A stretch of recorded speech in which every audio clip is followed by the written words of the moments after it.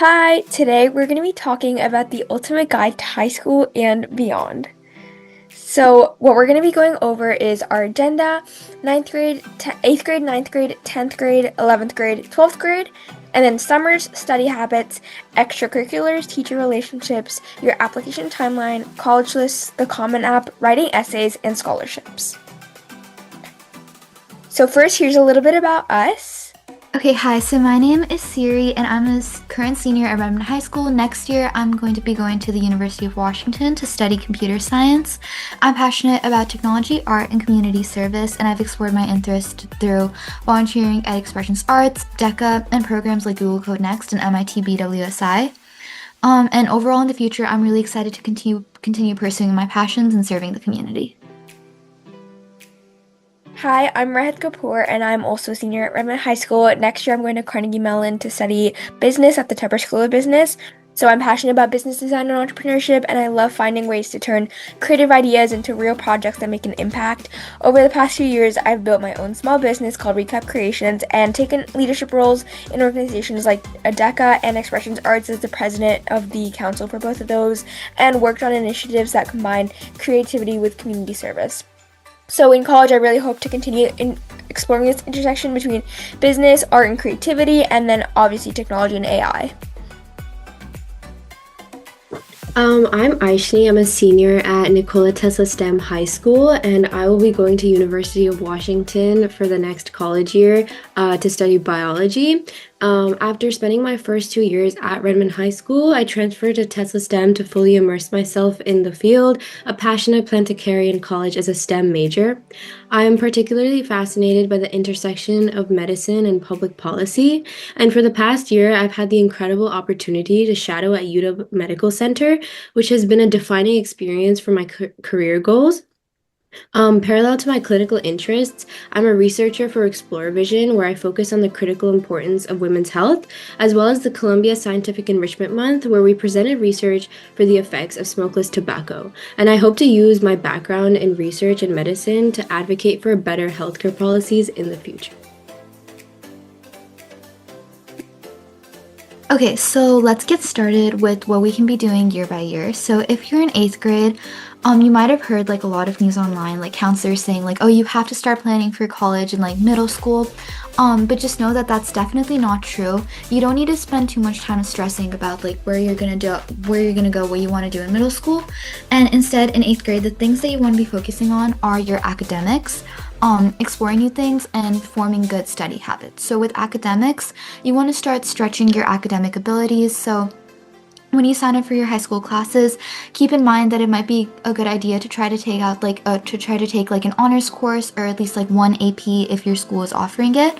When you're in 8th grade, you also want to start exploring. So you want to like join new clubs, research the clubs that are there in high school, get involved in your community, and just like try a bunch of different things. Like don't limit yourself to just one opportunity. Like try like business or healthcare or technology and just see like what interests you the most, because you might end up surprising yourself.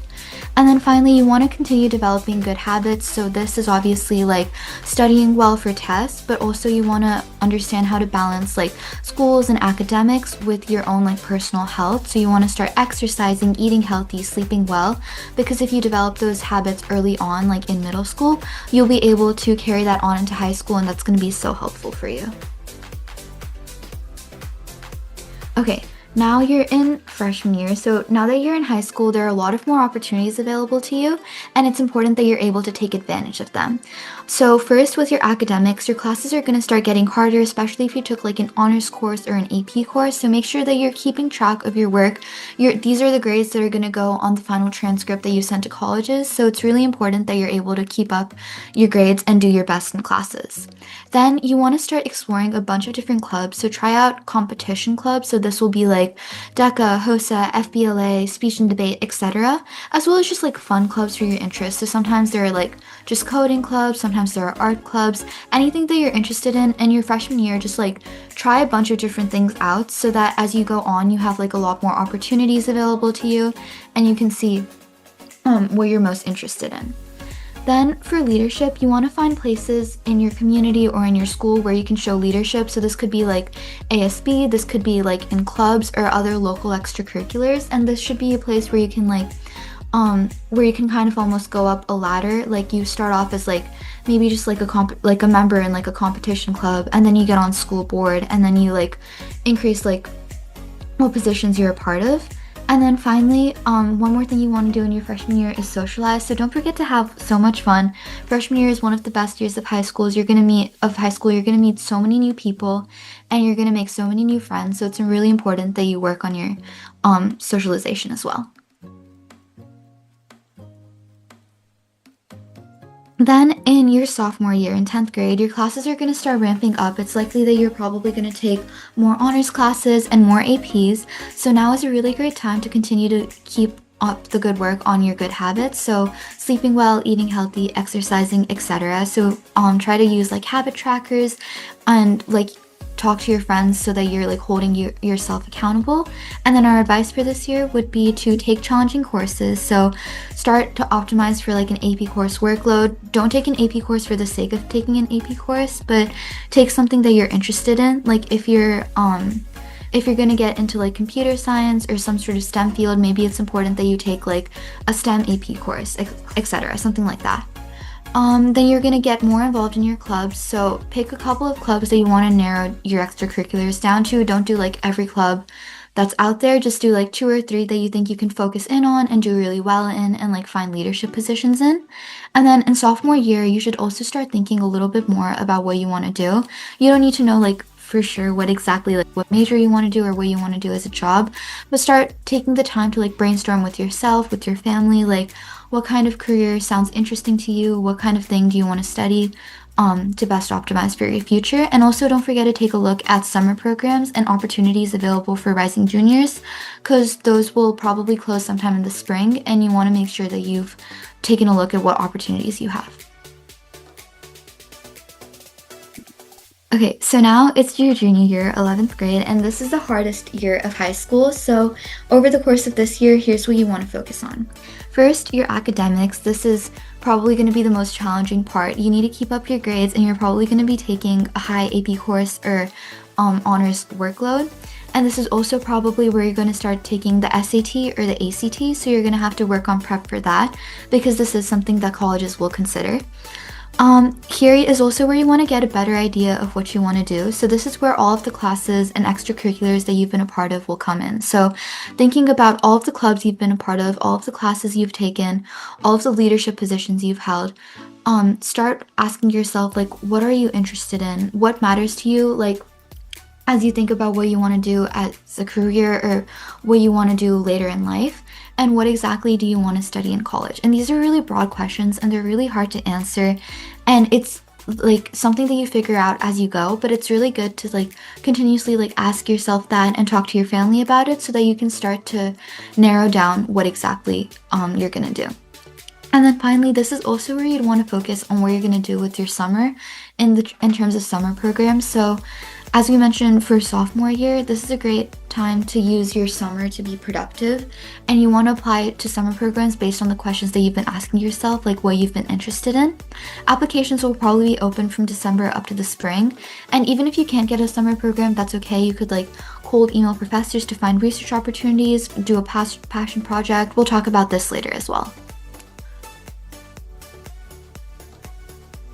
Okay, now it's your senior year, and this is the year that you've been waiting for. So this is where things are going to get kind of stressful. They ramp up, but you want to give it your all for this last stretch of high school.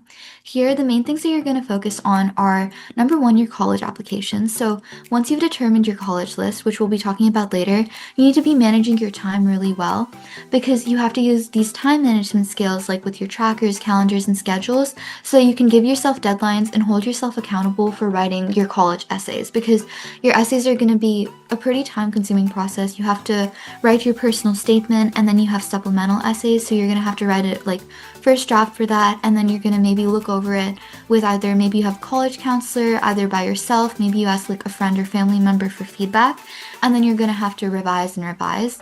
One important note that we'll say here is to really minimize the AI usage in your applications, because people can tell when your writing is like AI generated or AI assisted, and that's just not like your authentic self. And colleges want to admit someone who is genuine rather than someone who used AI as like a way to like the easy way out. Then another thing you're going to focus on in your senior year is your grades. So you should try to keep up your grades for the entire year, especially for your first semester, because throughout the college applications process, you're going to have to send your mid-year transcript. So it's important that you're keeping your grades up and that you're continuing to take a challenging course load. Colleges will also ask for your transcript after you've graduated, and in the past, some people have gotten rescinded because they like failed a class or they got like a D in a class. So really do try to keep up your academics as well as your behavior. And finally, one more thing to focus on is your mental health. So with college applications, it's really easy to feel stressed out, to feel like really anxious, and like once decisions start coming in, like it gets really like hard to see like where everyone is going, and it can get like really stressful. So we understand that everyone's experience is unique, and our biggest advice here is to remember that you are so much more than the college you're going to go to. You're so much more than like just your academics or just what extracurriculars you're a part of. You're like you cannot be like taken, like your college application is not a reflection of who exactly you are. And so no matter what happens, you're going to be okay. Your hard work, your passion, and your dedication and your love for what you're going to do is going to take you very far in whatever you choose to pursue. So just remember to take steps to take care of yourself and to maintain your mental health. Okay, and now for your summers. So really take advantage of your summers. Obviously spend time with your friends, with your family, hanging out, but also make sure that you're doing things that contribute to your development as like a person, as a student, as a potential like career professional. And so great ways to do this will be passion projects. Passion projects are when you find something that you're genuinely interested in and you work on that. So if it's a passion project, it's something that you're like by definition passionate about. This shouldn't be something that your parents or like a mentor is like on about you, like telling you to like, oh, you should be doing this and like checking in on you. This should be something that like comes from within. Like I see this area that I'm interested in. I see this maybe like problem that I want to solve and I just want to work on that. So this could be like you learn a new skill, you build a new website, you like hold workshops in your community. Anything can be a passion project if you continue to do it and you're really interested in it. Then another option for what you can do with your summer is summer programs. This is generally most helpful in the summer before your junior year and the summer before your senior year. So it's a good idea to just like apply for a lot of summer programs to get like a structured way to learn something new over the summer. So in this case, like there will be like people checking in on you, like have you done your work on this, etc. But summer programs are what you make of them. So make sure that if you get into one, you're like networking with people, you're not like zoning out during like lessons, and that you're giving your best effort overall. And then finally, if you don't get a summer program, that's totally okay. There are definitely opportunities for research. So you can cold email professors or like local businesses in the area to see if they'd be willing to help, like to have you as like a volunteer, as an intern, as someone who's just like shadowing them. It's really important that when you're sending out these cold emails, you're like staying humble and remember that like the professor or like the business owner is doing you a favor by letting you like shadow them or volunteer with them, because they don't have to be doing this, but they're like giving you that opportunity. So make sure that you're staying humble and that you're continuously like willing to learn something new, and that overall you just have a good attitude, because having like a willingness to learn and a good attitude is really what's going to take you far. Okay, and then our last note over here is that you shouldn't be doing anything just for the sake of your college app. So this is like, you shouldn't like just like start an extracurricular because you think it'll look good on your applications. You shouldn't take a class because you think this is what colleges are going to see. You should do things because you are genuinely interested in them, because if you're just doing something for the sake of doing something, like it's really going to show that you're like not interested in it. It's going to be like a chore. You're not going to like have fun at all, and you're like, it's just not going to be nice to talk about in your essays. So there's this really great article that's written by MIT called Applying Sideways, and I think everyone should read it before they like start the college application process.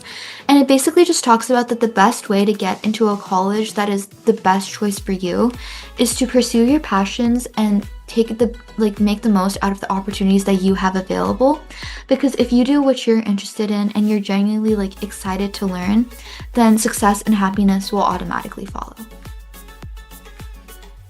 Okay, moving on to study habits. So based on what Siri said, there's a lot going to be going on with your life. So it's really important to get yourself organized and set and maintain some sort of routine every time you have a test or homework or like just a lot of things to do. It's really important to like keep yourself organized so you don't like get stressed out.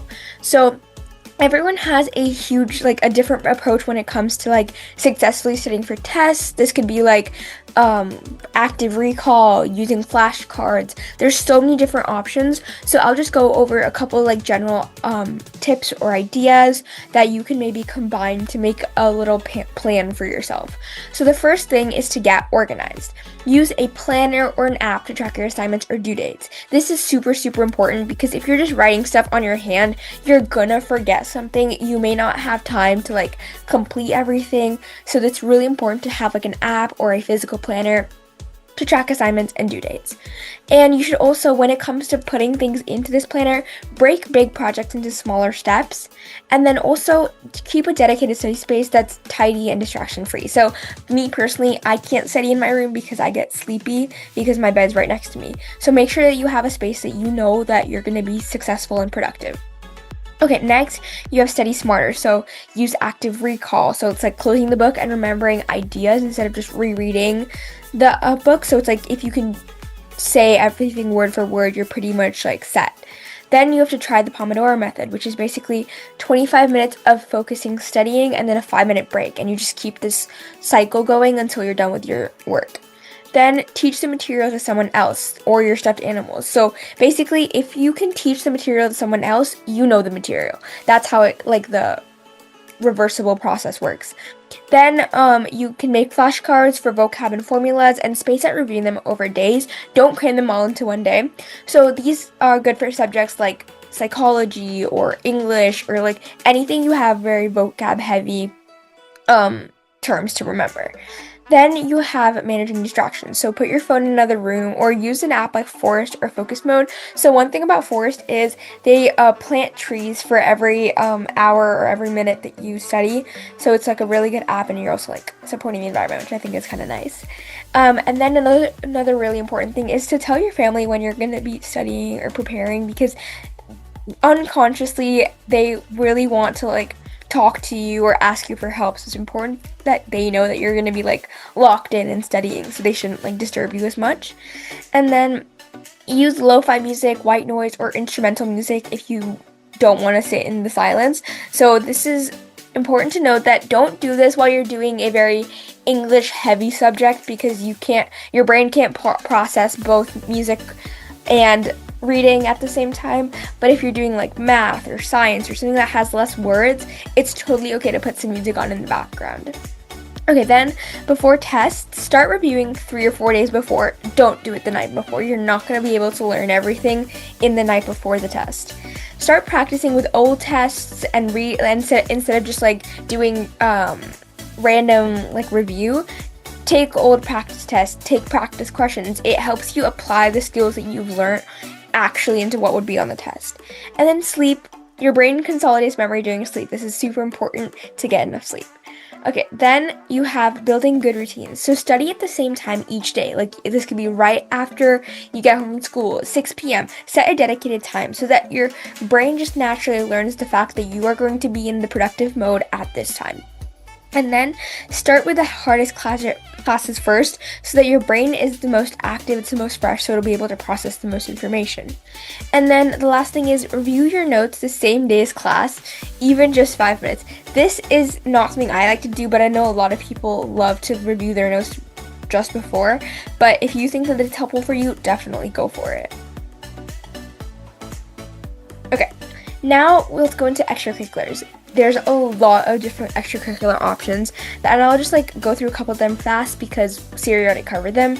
So first is passion projects. So as Siri mentioned before, it's like something that you build without being asked to do it. So it can be literally whatever you want to, that you are interested in and that you think like you'll be able to dedicate a lot of time to. So this could be like a free coding project, a mental health podcast, like anything you want. Then you have clubs. So everyone joins clubs, right? So membership is not really like a huge impactful thing. It's important to show that you've developed and you've grown in the club. So get into an officer position or president by your junior year or senior year. And like make sure you're able to highlight stuff that you specifically had a deliberate impact in. Like if you organized a fundraiser for the club and it raises X amount of dollars, that's an impactful experience. Then you have volunteering. So in this case, again, it's totally okay to be a general volunteer, but it's important to show your dedication and your commitment because joining for one volunteering session is not going to show anything. You need to have years with this organization. You need to show how committed you are, how many hours you've put in. So it's really, really important to just like keep going with this volunteering. Then you have research. So Siri already kind of mentioned this, but research is a huge differentiator, especially for STEM majors, because you can show like your new developments in the field, and you can maybe shadow in 10th grade and then contribute independently in 11th and produce something by 12th grade. Like it's really, really cool to like show your research and your development. Then you have leadership roles. So this kind of ties into everything, but titles mean nothing without having impact. So someone can be the president of a club and do literally nothing, and the rest of the board does everything else. That's not impactful.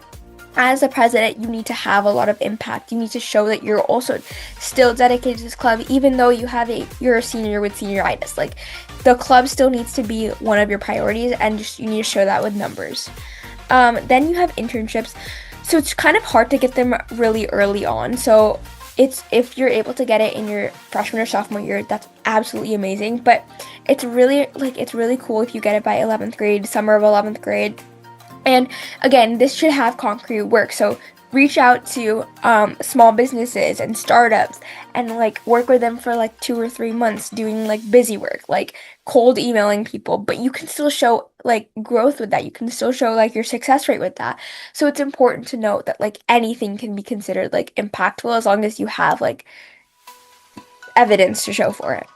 Then you have sports. So unless you're being recruited and you're doing this professionally, sports won't be a huge impact. You should extend it into leadership and show how you're gonna like dedicate your sport to community impact. Like say for example you're playing like football, but you want to like help kids learn how to play football too, and you're like starting that initiative. That can work as a passion project and for your sport. So it just really shows that you're really dedicated to the sport. Then you have work experience. Work experience is super, super important. So this can literally just be getting a job at McDonald's, but it shows how well you work in a team. It shows your time management skills and your dedication. So it's really, really, really good to have work experience. Then you have competitions. So this kind of ties into your clubs and your like leadership roles. So competitions are like DECA, HOSAD, those kind of things. And you can develop this over time. You don't need to be perfect in the first go. So start in 9th grade just to like get a feel of it. 10th grade you find like what event works for you, like what you like to do. By 11th grade, like aim for your high placements, like for 2nd place, 3rd place. And then like 1st place even for sure. But then by 12th grade you should have like a very specific achievement on a national or even international level. State is also great, but just like make sure that you have like that consistency developed by 12th grade. Then you have family work. So this also, like, it's unexpected, but it also counts as an extracurricular if you babysit your little siblings or if you cook food every night. Like, all of this counts as extracurriculars as well because it takes time out of your day. You're spending a lot of time doing this, and it's still showing us specific soft skills like communication or, like, again, time management is a huge thing. So it very, very, like, shows your dedication. Okay. Then teacher relationships. So this is kind of like meant for people who want to ask someone for their letter of rec. So in 9th or 10th grade, you probably won't be asking these teachers for any recommendations, but just engage in class and ask questions. Go to the office hours. Even if you don't have questions about like the class itself, just go talk to your teacher. Build those connections just so that you get the feel of how to talk to teachers in the future as well. Then in 11th grade, this year actually really matters. So the teachers that you have in this year are most likely the teachers who are going to write your recommendation letters. So before like even starting to struggle in the class or anything, just talk to them, like just chat with them, ask them about their day. All of these small things really make a difference. And even visit office hours even when you don't need to. If you get to school like 10 minutes early, go hang out in those 10 minutes in their class. Like everything makes a difference. Then in 12th grade, don't disappear after you get your letter of recommendation. Keep talking to them, and they will they really care about you. That's why they're writing the letter of rec. So it's really important to show that you care for them as well. And then who to ask. So first, core subject teachers. So English, math, science, and history. You should have at least one from these. The other one can be either someone more related to your major or maybe another one of these core class teachers. But you should definitely have at least one of these. The main, the recommendation thing is one humanities teacher and one STEM teacher. So, one English and one math teacher. But again, you can tailor this according to your major. So, someone who you think saw you actually grow rather than just, being perfect all the time. So, a passionate rec from a teacher who you got a B+ in their class in is much better than a generic one that you just got a really easy A and you got 100% in that class without even trying. That's not going to be a good rec. If you struggled a little bit in that class, if they watched you learn from your experiences, that's a great letter of rec. Then how to ask. So always go in person, never ask over email. They're doing a huge favor for you, so it's important that you show your commitment as well. And then ask at the end of your junior year or your first week of your senior year, because it takes time for them to write these letters and the deadlines are going to sneak up on you before you know it. Then don't just say hey, can you write me a recommendation? Ask them if they think that they would be a good fit to write your letter of rec. This is being sent to every single one of your colleges, so it's important that it's really good. Then follow up with them constantly. Send them your resume, your college list, any deadlines. Or a lot of teachers will ask you to give them a couple information, like what you like to do, what was your favorite part from their class, and specific moments that they'd love to you want them to highlight in your letter of rec. So just make sure that you're keeping this consistency. Okay, the fun part, application timeline. So we're gonna be breaking this down month by month, and yeah, I'll just go over it really quickly. So starting with 8th grade, again, you don't need to be super heavy into college apps in this time. Just decide what you're interested in. That's really important because it's gonna set you up for success when you're picking your classes in the future and joining clubs. And if your school offers high school credit courses like Spanish, Algebra 1, Geometry, these are all high school courses, so they will be on your high school transcript. Take them seriously, do your best in them, and they'll also help you get done with your credits in high school faster. Then, in September of 9th grade, get into a little rigorous course track, like we mentioned, 1 or 2 honors courses. If your school has an AP course that you're interested in, take that. And then introduce yourself to your counselor. They're going to be with you the whole 4 years, so it's important you get to know them. And then join 2 or 3 extracurriculars that are really interesting to you. Even if you if you don't think colleges would care about it, join it just to have fun. Then in October, take the PSAT if your school offers it to freshmen. They typically don't, but there are some places that do, so take it if your school offers it. And it's fully low stakes, but it just gives you a sense of what standardized testing looks like, and it tells you where you're at that point. And then check your grades keep checking your grades constantly, but if something is slipping, address it now instead of waiting until the last week of December when the semester is about to be over. So a bad first quarter is okay, but it just sets a pattern that's hard to break just in your mental state. Okay, then 9th grade, November, December, go to office hours even when you don't need to. Again, this kind of builds the relationship for a letter later on. And then reflect on your extracurriculars. Are the ones that you're doing actually meaningful to you, or are they droppable? If they are, then leave them. Don't waste your time doing stuff you're not interested in. And then start studying for your first ever midterms and figure out how you learn best to continue over the years. So apply those study methods that we talked about before and get ready for your finals, basically. And then in January and February, if your grades did slip for a semester, have an honest conversation with your counselor about what happened and what your options are. So one bad semester is not the end of the world. it helps, like, you'll learn from it, and then later on in your high school career you'll like make sure not to fall in that same pattern. And then start thinking about what your summer wants to look like. So some programs, if you want to do a summer program the summer before 10th grade, apply for things. There might not be as many available opportunities for you, but definitely have a look for it. And they do have early deadlines like we mentioned before, so make sure you're keeping track of those. And then in March and April, and some schools even before that, think about your course selection for 10th grade. Are you moving up in rigor? Start taking a little bit more AP courses, a little bit more honors courses. And if there's upperclassmen in your extracurriculars, talk to them. Figure out where they got to the position they're at right now, and like just make a friendship with them as well. They're going to be helpful for your future as well. Okay. Next, we have May and June. So typically in 9th grade, you're not going to be taking these AP exams, but they are happening even if you're not taking them. So start understanding which ones align with your future. Watch upperclassmen take these AP exams. See how they're prepping for it. See how the process works. It just gets you in the mental state prepared for it.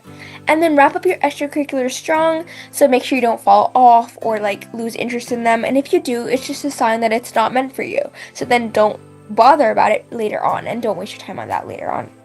And then you will have your end of year finals, so use the same techniques if they worked in December, or try something new if it didn't, and learn from that experience.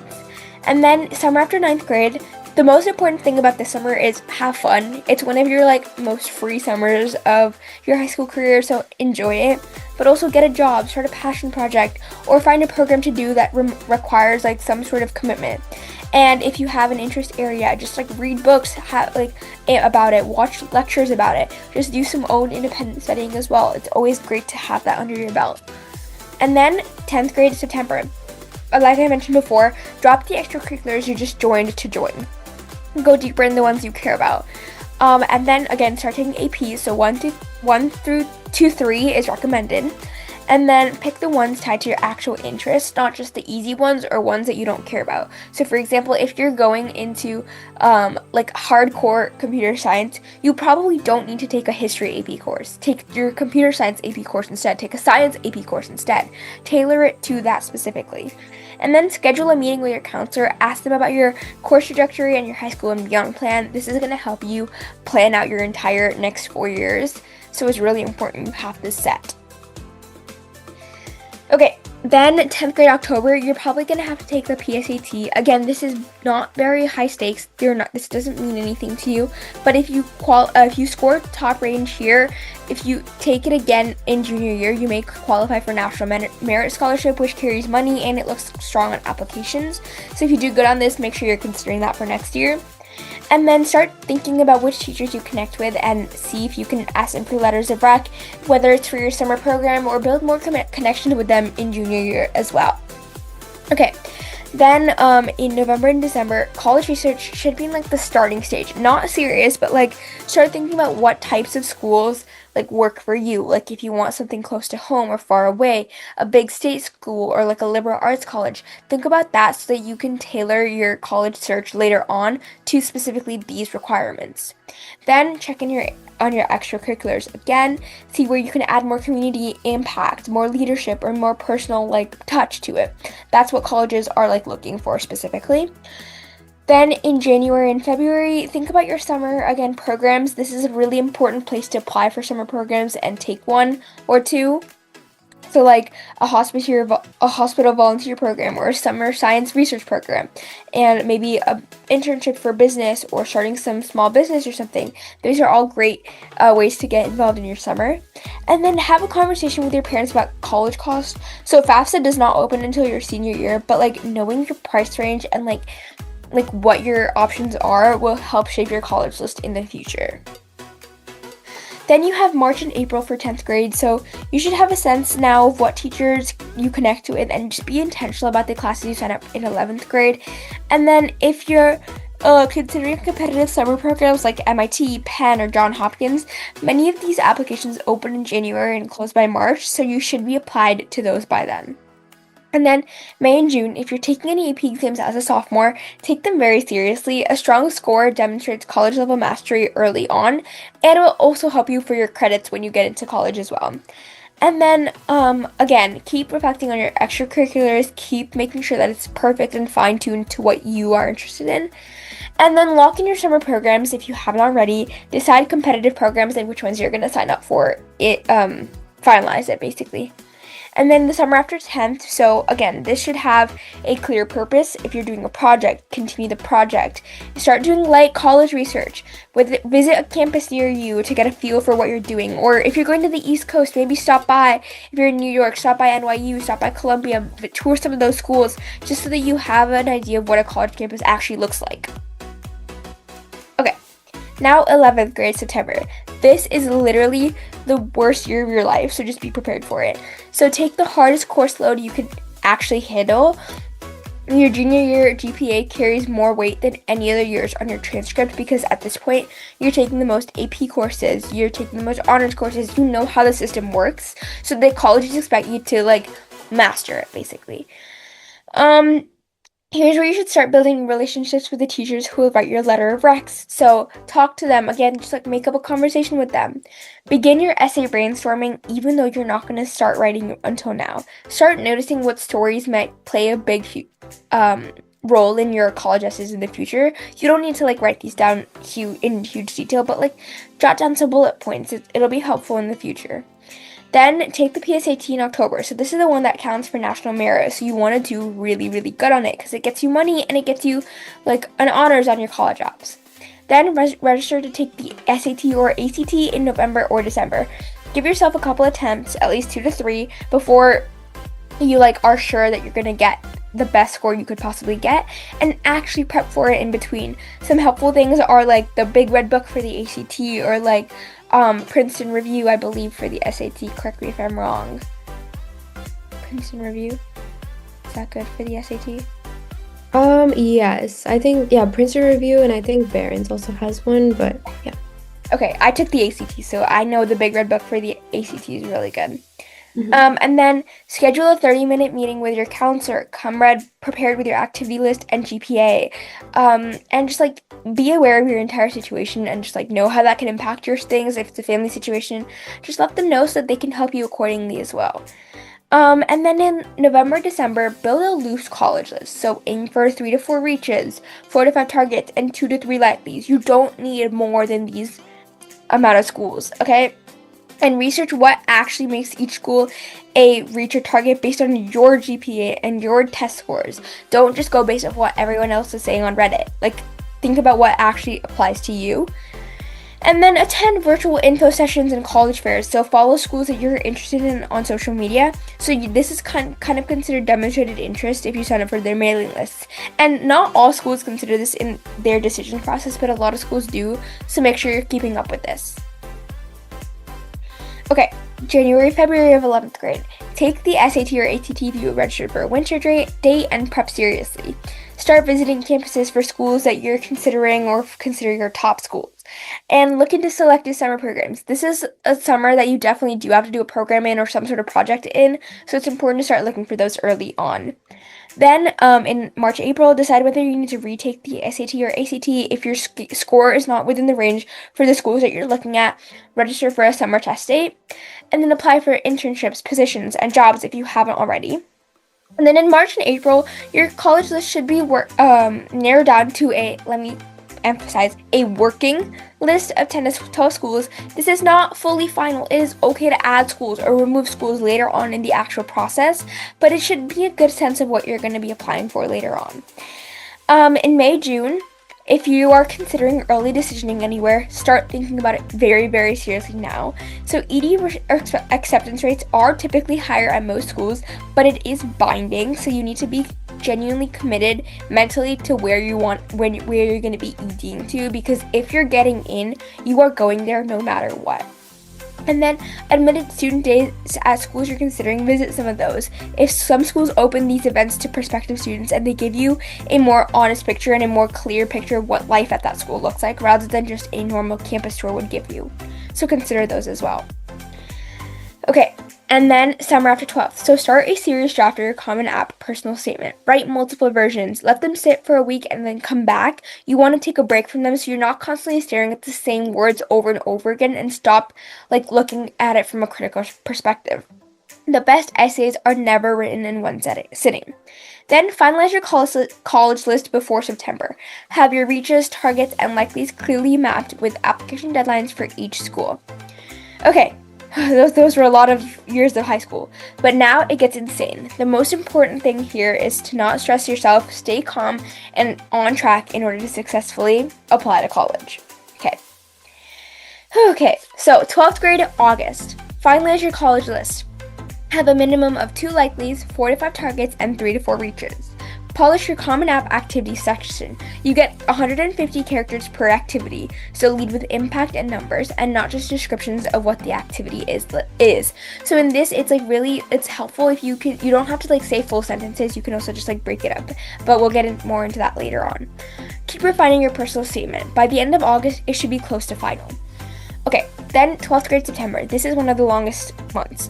Common App technically opened August 1st, but by September, your personal statement should be done, and you should be deep into your supplemental essays. Drafts are totally okay. They don't need to be finalized. Treat supplemental essays seriously as well. Why essays especially? Colleges can immediately tell when a student Googled their school for 5 minutes versus actually researched it. And then reference specific programs, professors, courses, or opportunities that are interested in you in these essays so that schools can see that you're actually committed to their school as well. Then confirm with your rec writers have everything they need. A lot of teachers would already have written your recommendations over the summer, but the ones who haven't, make sure that they have everything you need for writing your letters now. And then make it as easy as possible for them to write something specific and strong. Then fill out the CSS profile, which is the College Board Financial Aid profile, if any of your schools require it. And it is more detailed than FAFSA, and it takes you longer than you would expect, a couple hours. So just dedicate some time for that.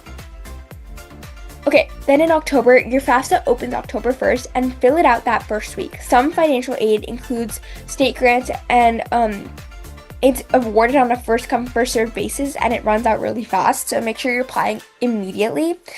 And then finalize and submit all early decision and early applications as well as before November 1st. So submit it about a good 5 days before it's due. Don't wait until the night before because it's very easy to have technological difficulties. Then double check that your transcripts, test scores, and rec letters have all been sent to the college and received. Log into each school's application portal and verify everything. Don't assume that it went through. If you're applying ED, have a conversation about your family about what happens if the financial aid package is not sufficient. This is a huge part of college, and a lot of people don't emphasize it enough, but it's important to make sure that everyone's on the same page when it comes to paying for college. Then, in November of 12th grade, your November 1st and November 15th are the most common ED and EA deadlines, so everything should be submitted before that.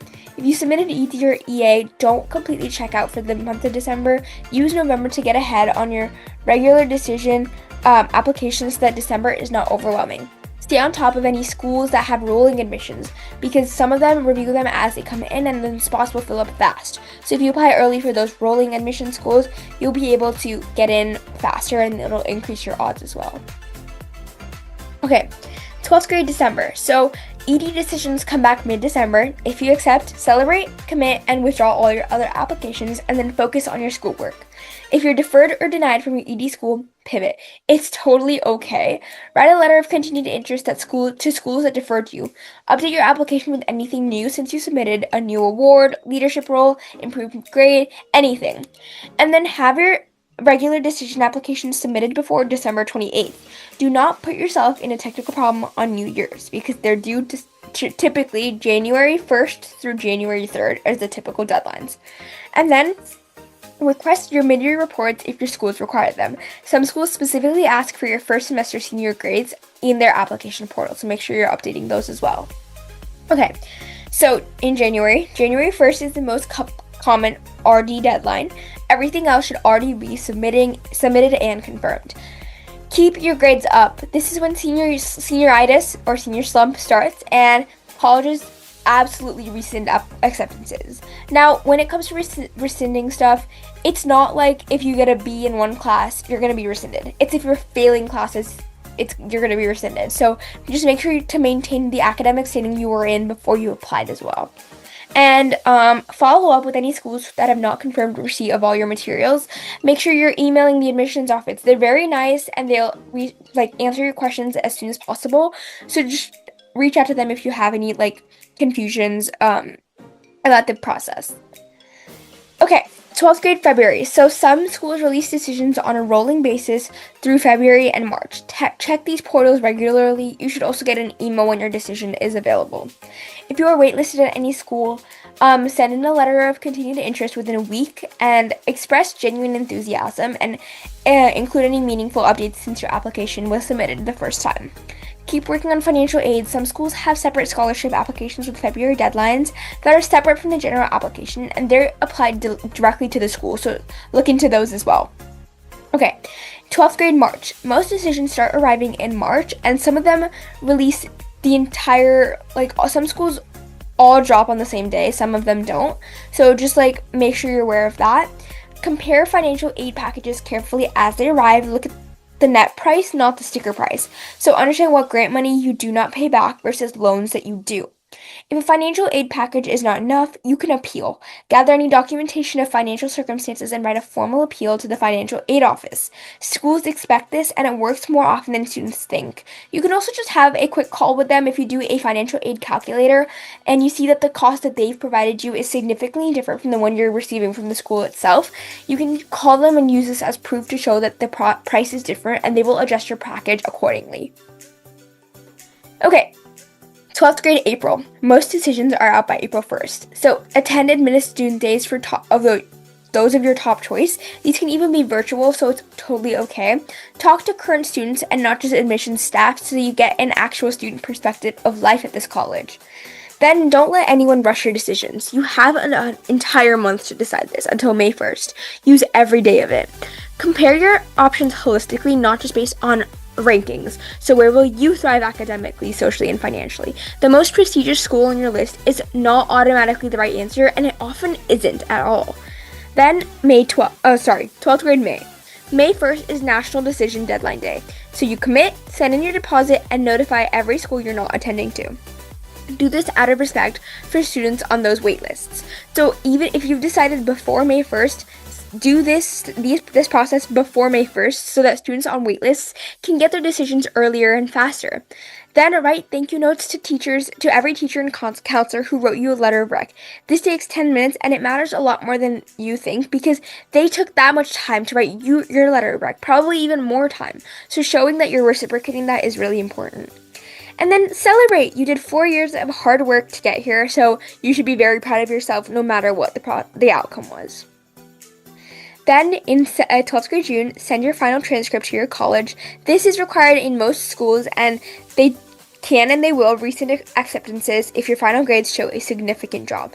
Then enjoy the rest of your senior year. Look forward for prom, senior skip day, sunset, senior assassin, senior trips, and literally the best summer of your lives. You did it. Congratulations. But now we're not done with this presentation. We're going to be talking about building a strong college list. Your college list is not a ranking of prestigious schools you found on US News. It is a carefully set of schools that you would thrive academically, socially, and financially. Okay, so there's 4 categories: safeties, targets, reaches, and high reaches. So first, for safeties, you should have 2 to 3 safety schools. So this is where your GPA and test scores are well above their median and your admission rate is highly likely. So they're not schools to be embarrassed about. They're just schools that you would be happy to go to genuinely if you got in and where you're confident about getting in. So if you would not actually attend the school, it does not belong on your list, period. All of these schools that you would include have to be ones that you're genuinely interested in attending. Then for your targets. So 4 to 5 schools is pretty average for this. Schools where your stats are right around their median. You have a real shot at getting in, but nothing is guaranteed. Most of your list should live here. So these are the schools that you have researched the most deeply about and you can see yourself thriving at. Then you have reaches, so 3 to 4 schools here. Schools where your stats are somewhat below their median or where their acceptance rates makes admissions uncertain even for strong applicants. So these are realistic reaches, somewhere around 10 or 15% of an acceptance rate. And apply it because you actually just want to go there, not because of the name that it carries. Then high reaches, so 1 to 2 schools. So these are schools where admission is highly unpredictable regardless of how strong your application is. So every Ivy, MIT, Stanford, and most top 15 schools fall here. Acceptance rates are below 10% mean near perfect applicants get rejected. Apply if you can write a compelling application, but never build your list solely around them. Focus more on your other reaches and target schools. Okay, when you research schools, go beyond the rankings. They tell you almost nothing. Instead, you want to look at specific programs and departments of your interest. Is there a major you actually want over there? Class size and teaching style. Some people like more bigger classes and lecture styles, or some people like seminars and smaller classes. So make sure that they have like what you are looking for. And then campus culture, like what do students do on the weekends? Is it more social? Is it more like academic focus? Like, does it match how you want to spend your next 4 years? Location, so urban versus rural, the weather, proximity to home, job market access, all of this plays a huge role into the location of the college and if it's actually a good fit for your major. Then financial aid reputation. Some schools meet 100% of demonstrated need and they have like a threshold of where they would cover your entire tuition. Others have less aid and more sticker prices, or they offer different alternate forms of aid like work study or internships or student loans. All of that are huge things and it matters a lot more than you think when it comes to like paying for college in the future. So this is a college list example. This was my college list. So I had, this is not a good example of the standard that we had set before, but basically we have a bunch of high reaches, a bunch of reaches, 1 target school, and then 2 safety schools. So just be aware that you're able to like organize your college list in a similar way. And then this is another way that I organize my college application. So the university, the school, city, state, acceptance rate, category, how you're going to apply to it, the application strategy that you're going to do, the deadline, if you've completed the application, and what your major is going to be. So that's just a good way to organize your stuff. And so now we're going to go over the Common App. It doesn't have to be dreaded as like a lot of seniors say it is, but we're just going to go through it and basically how to create your account and what is included in it.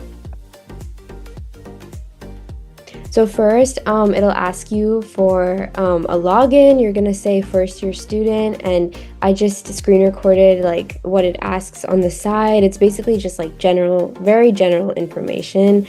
So make sure you answer all of the questions that go along with this.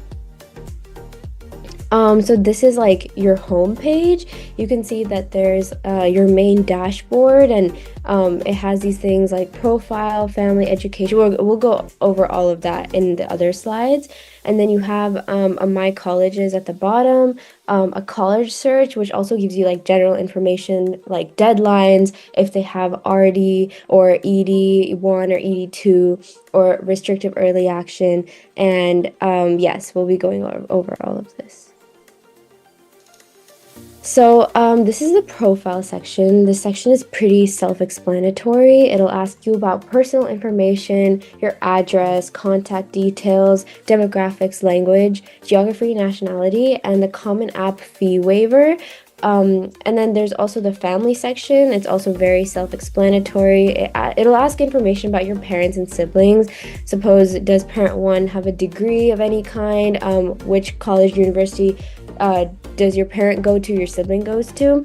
And if there is a red asterisk next to a question, you have to answer it. Common App won't let you submit any applications unless you answer any questions that have the asterisk. The next part is the honors. This part is actually super important. So suppose if you placed in DECA or FBLA, did you win a writing competition, even the Presidential Service Award will go in your honors part. Yeah, this is the place to add it. It'll basically ask you for the title, the grade level that you completed it in, and whether it was a school or state / regional, national, or international. For these, they don't ask for an explanation or paragraph. So you just simply put the honors that you got in that grade. This is testing. This is where you'll say if you got any testing done. For the AP subjects, you're not going to send your AP exams through College Board just yet. Only if the college accepts you and you commit to them, then they'll ask for your AP scores, and then you'll have to send your AP scores for the credit. For SAT and ACT, colleges do have a deadline to which you must send your SAT, and it'll probably be on the application portal. So if you think that you're running out of time, so please, please, please expedite your shipping. I remember last year for UT Austin, they reminded us 3 days before the SAT was due, so we had to expedite the shipping. So just make sure you do that and make sure you're keeping track of all of these deadlines.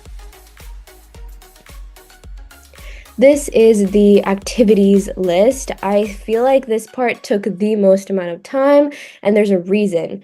You will have space for 150 characters, not words, characters, to describe your activity. You have to be extremely thoughtful about what you write because you want to make the most impact to colleges about it. Some tips is that if you can add numbers, always add numbers. You don't have to write out the physical number.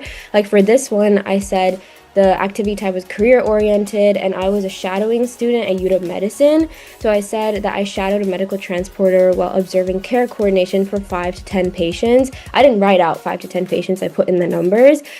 Weekly and analyze hospital workflow and communication. And then you want to be really specific about what you say in your activity. If you say that, oh yeah, I like followed around a doctor and I saw them work, like that's not giving as much of an impact. You can say, oh, I analyzed hospital workflow and communication. So just be really thoughtful about what you write in the activities list. Another trick that you can use is you can add some of your descriptions into the organization name and your position if it like kind of ties into that, and you can maximize those characters as well. Yes, that's true. This is the courses and grades. For some specific schools, I believe that the only one that looked at this portion was University of Washington. They look at the grade section in the education area, but in most cases, your counselor will be the one to upload your official like school transcript into Common App for all the colleges to see. And to see your official transcript, you can email your counselor or talk to them in person, or you can look at it on Skyward and proceed to typing it in the courses and grades section. So this is a college search area. You can just search literally for any college you want and click add, and then it'll show up on your profile, and then it'll also show you when the deadlines are, and then you can also remove it from the My Colleges section. This is an example of what a college page looks like. In the drop-down menu for New York University, it shows like exactly what they want. They'll ask you for the New York campus or your additional information. Some colleges will ask for an essay and some colleges won't. Just keep in mind and make sure you know what the colleges want. This is recommenders. So for recommendations, your counselor and teachers / mentors will only have to submit their recommendation once. So after they've submitted, you can add their name in the drop-down menu to any college and it will show up. You don't have to keep asking them to add it for each college. The minute they submit it, you can just add their name to each college that asks for recommendations. So if it says downloaded, I mean, you can see that it means that the recommendation was downloaded by the college. So yeah, they only have to add it once, and then you can add their name for each college. And now for scholarships. Scholarships are super important, and it's also important to sort of start early looking for scholarships as well. So where to find the best matches. So one of them is the national databases. You can create profiles on specific scholarship websites. They use sort of algorithms to match you with awards or on your specific hobbies or GPA or background. And Common App also has a section for this, which is also super helpful. There's also institutional aid. So if you check the financial aid or scholarships page on your Common App list, many schools also have internal awards as well. So just keep in mind for that. For application evidence, just like with your application, a lot of schools ask for like a letter of record. These scholarships ask for a letter of recommendation, so you should give mentors a heads up of like 2 to 3 weeks before scholarship deadline. As much as you are stressed, you don't want to stress them even more. And another is essay recycling. So most scholarships will ask like similar questions, like tell us one time you showed leadership or etc. So make one really good stellar essay and you can adapt it for multiple applications. And another thing, managing deadlines. So you have to keep checking, check. New scholarships are added year-round, so keeping up to date is super important. You can use a scholarship tracker. You can use a spreadsheet to track the deadline, requirements, and status, like if you submitted it or it's pending. And missing a deadline, I mean, you can't submit it after that, so that would be an instant rejection. And so now we're going to go over the personal statement. So it is pretty simple. There are 7 prompts for the personal statement, and these are just like some examples. Like number 1 would be, some students have a background, identity, interest, or talent that is so meaningful they believe their application would be incomplete without it. If this sounds like you, then please share your story. So a lot of these are just sort of asking different questions. And the last one is actually, if you don't think your story, idea, or your essay fits into the first 6, you can share an essay on any topic of your choice. It's the 7th one. It can be one you've already written, or one that responds to a different prompt, or one of your own design. So it is pretty ubiquitous. So just like make sure you know which question you want to answer, and if it's not answering any of them, the 7th option is always there. And now this is sort of a mindset. So this is sort of the why behind the essay. It's not going to be a resume. You're not going to, list all of your honors or all of your activities. This is more about your character, and the admissions officer really wants to know, who are you really? And there's also, I was talking about the invisible prompt. Prompt number 7 is like the topic of your choice. You don't have to stress about fitting into prompts 1 through 6. And there's also a so what factor. So every story that you tell has to lead to a reflection.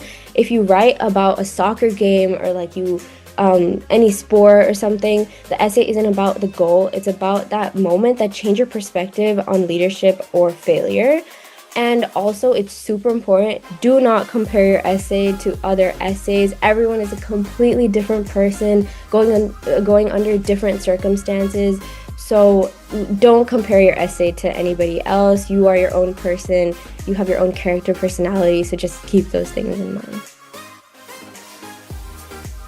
So this is sort of a structure. You don't have to follow the structure, obviously. Like I said, everyone's a different person, but we recommend that you start off with a hook, which is around 0 to 100 words. You can start at the middle of an action, suppose, and you can use sensory details, like what did you smell or hear or feel? Like an example is like, the antiseptic smell of a medical center always reminds me of ... So just sort of starting in the middle of your story can be good. It sort of hooks in the admissions officer.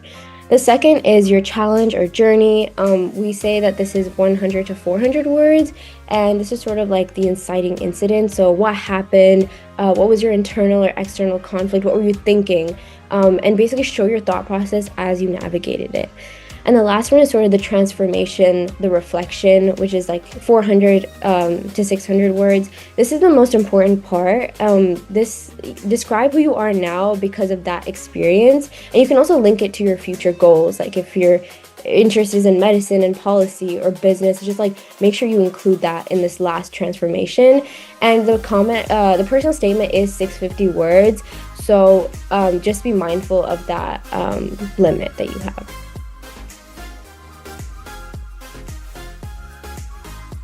And then there are do's and don'ts. So we're going to go over the do's. You have to show and not tell. Instead of saying, I'm working hard, you can describe the vicious late night research sessions to tirelessly find the answer that you were looking for. It's very descriptive, and you sort of want to put that your admissions officer in that moment and how you feel. You also have to use your own voice. You should read your essay out loud. If it sounds like a textbook, you should probably start over. It should more sound like you. Another thing is to focus on the small sometimes, and sometimes the best essays are about the small moments that reveal a big part about your personality. And now the don'ts. So there's one called the travel sports cliche, and you're like, yeah, I'm so cool. You know, I scored the winning goal for my tournament and we made it to playoffs, and that taught me like hard work. You have to avoid these types of stories unless you have a truly unique angle. Are you a thesaurus? No. If your linguistic choices feel manufactured or labored, you should probably not, use these huge words that even the admissions officer might not know. You know, you're not trying to impress them with your vocabulary. You're trying to show them, who you are. And now we have the tragedy focus. If you're writing about a hardship, spend 20% on the problem and 80% on how you grew from it. And now the question that you must be wondering, I mean, we probably said this at the beginning of the presentation, but where exactly are we going? Okay, so I'm going to the Tepper School of Business at Carnegie Mellon. The reason why I picked this is, okay, so funny story. In freshman year, I really wanted to do graphic design, and now I'm doing business. First of all, that shows how much your interest can change in 4 years, so it's totally fine to not be set on one thing. But I really wanted to do graphic design, and my Carnegie Mellon was my absolute dream school. So it's crazy. It's like a full circle moment that I'm going here, but I also really just chose it because of the the design focused aspect, and I want to combine that with business. So it's just like a perfect fit for that. I'm going to go to the University of Washington to study computer science, and the reason I picked this school was because it was just closer to home, and I enjoyed the financial wise, this made the most sense for me. And I am also going to University of Washington. The reason I chose it is that it was also closer to home, and I'm also on the pre-med track, so I have a lot of years to go. So just sort of saving on money like where I can was really important for me. And plus, Seattle has this their medical support is also really good. They have a lot of hospitals there that can give you, shadowing and volunteering and all that. And it just it seemed like the best option. So to sum it up, we're really, really glad you watched this entire presentation today. And the college process can be a little scary, but we know that no matter where you end up, you're going to be very successful and it's going to be the place for you.